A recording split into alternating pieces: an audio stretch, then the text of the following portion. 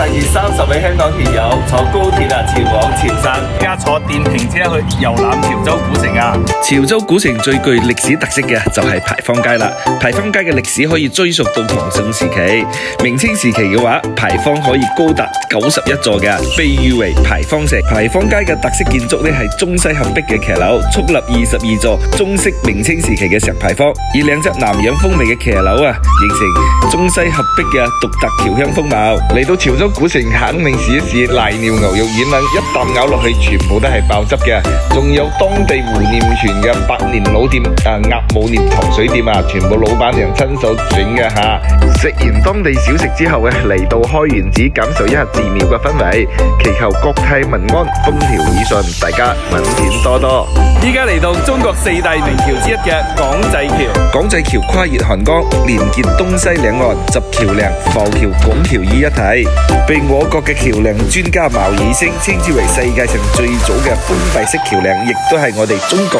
4大名橋之一。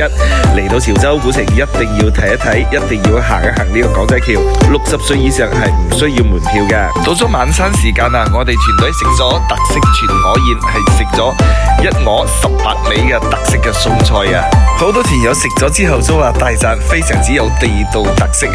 到咗晚黑，我哋嚟到揭陽橋林睇煙花火龍同埋飛圍打鐵花。喺明代時期揭陽呢邊因為抵制倭寇而聞名，村民呢製作燈籠嚟慶祝，成為逐漸演變為煙花火龍，世代相傳火龍分為9節，由10幾人抬舉，配搭煙花嘅效果，形成火樹岩花嘅壯觀奇觀喺2008年嗰陣時入選國家非物質文化名錄嘅。而打鐵花係流傳於中國北方傳統嘅民間藝術，其起源可以追溯到北宋時期，鼎盛於明清時期嘅。而潮汕地區嘅打鐵花就喺嗰陣時流入嚟噶啦，依家慢慢成為我哋傳統民間嘅藝術用嚟慶祝表演嘅。今日睇住咁多先，聽日我哋繼續出發潮州揭陽。